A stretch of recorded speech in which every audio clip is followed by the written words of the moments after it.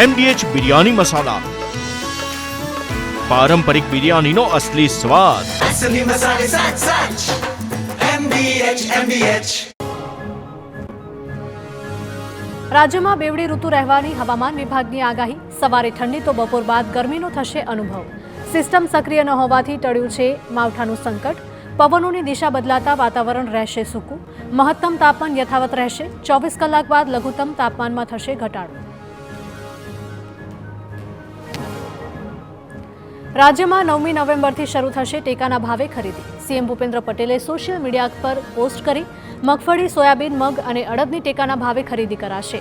મુખ્યપ્રધાને લખ્યું, સરકાર ખેડૂતોની હિંમત બનીને આર્થિક સહાય માટે તેમની સાથે ઊભી રહેવા પ્રતિબદ્ધ છે. અન્નદાતા પરિવારોને કોઈ તકલીફ ન આવે તેવી સંવેદના સાથે તંત્ર પૂરી નિષ્ઠાથી કાર્યરત.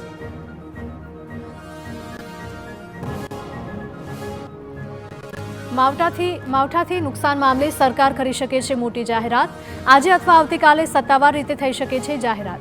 રાજ્ય સરકારે કેન્દ્ર સરકારને ગુજરાતની પરિસ્થિતિથી અવગત કરી છે. માવઠા બાદ રાજ્યમાં થયું છે મોટા ભાગની ખેતીને નુકસાન. સરકાર 8,000 કરોડથી વધુની રાહત પેકેજની જાહેરાત કરે તેવી શક્યતા. વડોદરાના ડભોઈ તાલુકામાં પાક નુકસાનીના સર્વેની કામગીરી પૂર્ણ. તાલુકા ખેતીવાડી વિભાગની 16 ટીમોએ 18 ગામોમાં સર્વે કર્યો. ડાંગર, તુવેર, કપાસ, સોયાબીન, મગફળી અને દિવેલાના પાકમાં વ્યાપક નુકસાન થવા પામ્યું છે. ખેતીવાડી વિભાગે નુકસાનીના સર્વેનો રિપોર્ટ સરકારને સુપરત કર્યો. રાજકોટના ધોરાજીમાં ખેડૂતોની માંગ મુદ્દે કોંગ્રેસે યોજ્યા ધરણા. પાક નુકસાનીના વળતર તેમજ ખેડૂતોના દેવા માફીની માંગ. મગફળીની ખરીદી તાત્કાલિક શરૂ કરવા ખેડૂતોની માંગણી. ધોરાજી આસપાસના ગામોના ખેડૂતો ધરણામાં જોડાયા.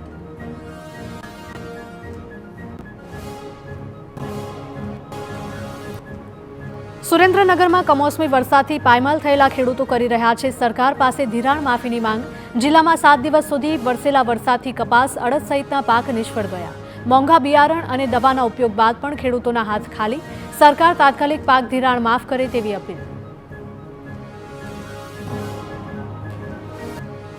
મહેસાણામાં માવઠાના કારણે ખરીફ પાકને મોટું નુકસાન. ખેતી પાકોને અંદાજે 47 કરોડના નુકસાનનો અંદાજ. મગફળી, ડાંગર, અડદ, ગુવારના પાકોમાં વ્યાપક નુકસાન. ખેતીવાડી વિભાગની 184 ટીમોએ 610 તાલુકામાં સર્વેની કામગીરી પૂર્ણ કરી. જિલ્લાના કુલ 46,237 ખેડૂતોને માવઠાથી અસર પહોંચી હોવાની વિગતો.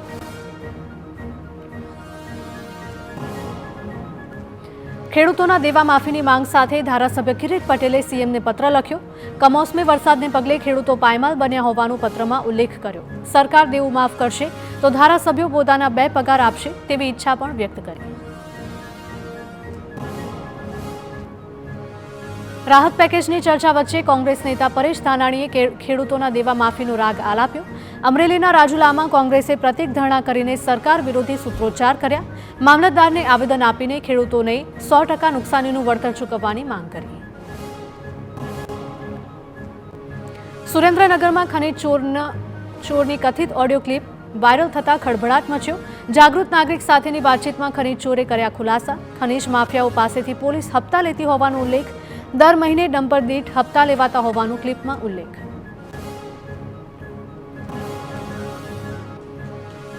વાયરલ ઓડિયો ક્લિપમાં અધિકારીની બદલીની પણ વાત. ચોટીલા પ્રાંત અધિકારી એસટી મકવાણાની બદલીની વાત સામે આવી. 15 દિવસ કે મહિનામાં એસડીએમ બદલી થવાની હોવાનો ઉલ્લેખ કરવામાં આવ્યો. એસડીએમની બદલી વાંકાનેર થશે તેવો ઓડિયો ક્લિપમાં દાવો. ગાંધીનગરના અધિકારીઓ સાથે બદલીની વાત થયાનો દાવો પણ કર્યો. વડોદરાના કારેલીબાગ વિસ્તારના સંતુષ્ટિના આઉટલેટમાં અખાદ્ય ચીઝ કેક આપી દેવાઈ હોવાનો આક્ષેપ. 190 રૂપિયાની ચીઝ કેકમાં એક્સપાયરી ડેટ નહોતી લખાઈ. ચીઝ કેક ખરાબ નીકળતા વિદ્યાર્થીઓએ રોષ ઠાલવ્યો. દુકાનદારે યોગ્ય જવાબ નહીં આપતા યુવાનોમાં રોષ. વલસાડના ધોબીકુવા ગામે કોસ્મેટિક્સ બનાવવાની આડમાં નશાના વેપલાનું કૌભાંડ. ડીઆરઆઈની તપાસમાં આ રેકેટનો પર્દાફાશ થયો. નેલ પોલિશની ફેક્ટરીમાં બનાવવામાં આવતું હતું માદક દ્રવ્ય. ડીઆરઆઈએ મોટા પ્રમાણમાં માદક દ્રવ્યનો જથ્થો જપ્ત કર્યો. 2 મુખ્ય આરોપી અને 2 કર્મીઓની પૂછપરછ હાથ ધરી. ગાંધીનગરના દહેગામ શહેરના સામાન્ય પરિવારના દીકરાએ સીએ ઇન્ટરમીડિયેટની પરીક્ષામાં ઝળહળતી સફળતા પ્રાપ્ત કરી. તન્મય પટેલે સમગ્ર ભારતમાં 6ઠ્ઠો ક્રમ મેળવીને ગુજરાતનું નામ રોશન કર્યું. તન્મય ધોરણ 10માં 94% અને 12 કોમર્સમાં 93% મેળવ્યા હતા.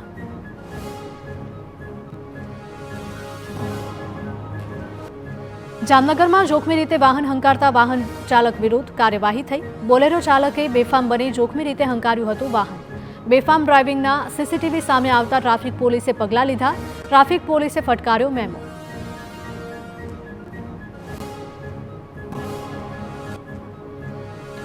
મહેસાણાના ગિલોસણમાં ખોટા સર્ટિફિકેટ પર નાની ઉંમરમાં સરપંચ બનનાર અફરોઝ બાનુને કરી ફરીથી ગેરલાયક ઠેરવવામાં આવી છે. સરપંચને હોદ્દા પરથી હટાવવામાં આવ્યા. ખોટા એકરારનામાના આધારે નાની ઉંમરમાં સરપંચ બન્યા હતા અફરોઝ બાનુ. મહેસાણા જિલ્લા વિકાસ અધિકારી ગેરલાયક ઠેરવીને કાર્યવાહી કરશે. દેવ દિવાળીના તહેવાર પર ગુંજ્યું યાત્રાધામ અંબાજી. કાર્તિક પૂર્ણિમાનું અનેરું મહત્વ હોવાથી ભક્તોએ મા અંબાના દર્શન કરી ધન્યતાની અનુભૂતિ કરી. વેકેશનનો પણ છેલ્લો દિવસ હોવાથી લોકોની ભારે ભીડ જોવા મળી. અનેક ભક્તોએ પગપાળા આવીને માતાજીના દર્શન કર્યા.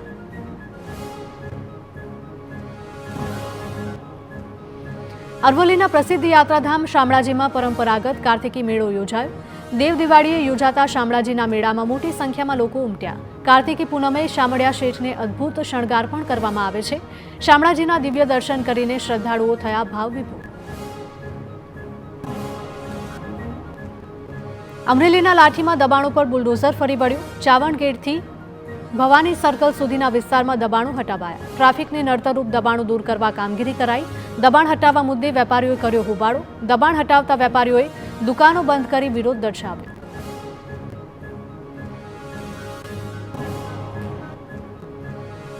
અમદાવાદમાં ડબલ સિઝનના કારણે વાયરલના કેસમાં વધારો. એક જ દિવસમાં અર્બન હેલ્થ સેન્ટર અને કમ્યુનિટી હેલ્થ સેન્ટરમાં 1500 જેટલા કેસ નોંધાયા. પાલિકા સંચાલિત પ્રાઇવેટ અને સિવિલ હોસ્પિટલમાં રોજના 7000થી પણ વધારે વાયરલના કેસ નોંધાતા હોવાનો અંદાજ. ઓક્ટોબર મહિનામાં પાણીજન્ય રોગોમાં પણ વધારો થયો હતો.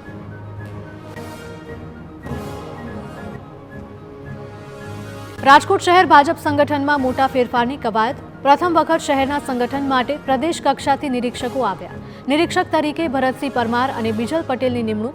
નિરીક્ષકો સાથે શહેરના મુખ્ય હોદ્દેદારોએ બેઠક કરી. નવા સંગઠનમાં કુલ 7 મહિલાને મળશે સ્થાન.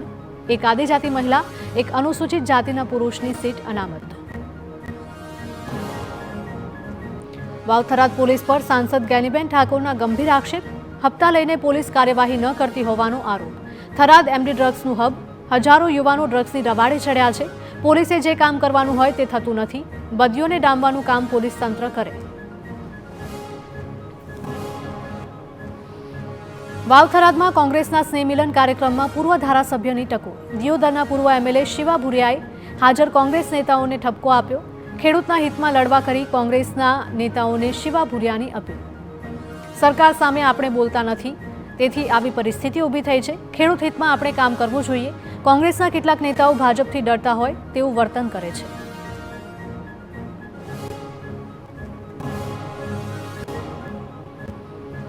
વલસાડમાં આઈટી દરોડાની તપાસનો રેલો વાપીની આંગડિયા પેઢી સુધી પહોંચ્યો.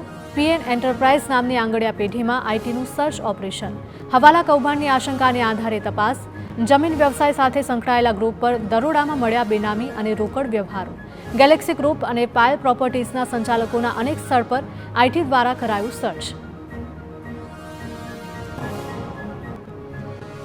મહીસાગરના ખાનપુરના વાંદરવેડ ગામની પ્રાથમિક શાળાને તસ્કરોએ નિશાન બનાવી. તસ્કરોએ સ્માર્ટ ક્લાસની એલઈડી સહિતની ચીજવસ્તુઓની ચોરી કરી. આચાર્યએ સરપંચ અને પોલીસને ચોરી અંગે જાણ કરી. પોલીસે ચોરીનો ભેદ ઉકેલવા કાર્યવાહી હાથ ધરી. સુરતમાં 7 લાખ રૂપિયાના હીરાની છેતરપિંડી કરનાર આરોપી ઝડપાયો. મૈધરપુરા પોલીસે આરોપીની ધરપકડ કરી. મૈધરપુરા વિસ્તારમાં ચોરીના ગુનામાં 23 વર્ષથી હતો ફરાર.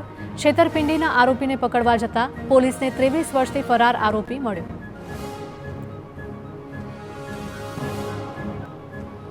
બોટાદમાં સાયબર ગઠિયાઓની ગેંગનો થયો પર્દાફાશ. સરકારના એનસીઆરપી પોર્ટલમાં પણ આ ગેંગ વિરુદ્ધ 5 ફરિયાદો નોંધાયેલી છે. સાયબર ક્રાઇમ દ્વારા ગેંગના એક આરોપીની અટકાયત કરાઈ છે. મહત્વનું છે કે આ ગેંગ દ્વારા 43 કરોડ 60 લાખનો સાયબર ફ્રોડ આચરવામાં આવ્યો હોવાનું જાહેર થયું.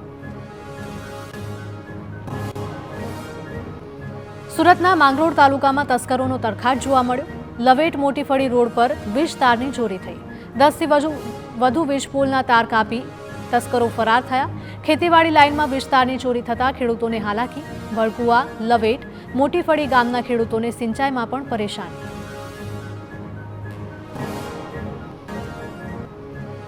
અમદાવાદના સરસપુર ગિરધરનગર માર્કેટ કોમ્પ્લેક્સમાં બાતમીના આધારે પોલીસે દરોડા પાડી ગાંજાનો અને ટાયર પંચર માટે વપરાતી સોલ્યુશનની ટ્યુબ સાથે 2 આરોપીને દબોચ્યા.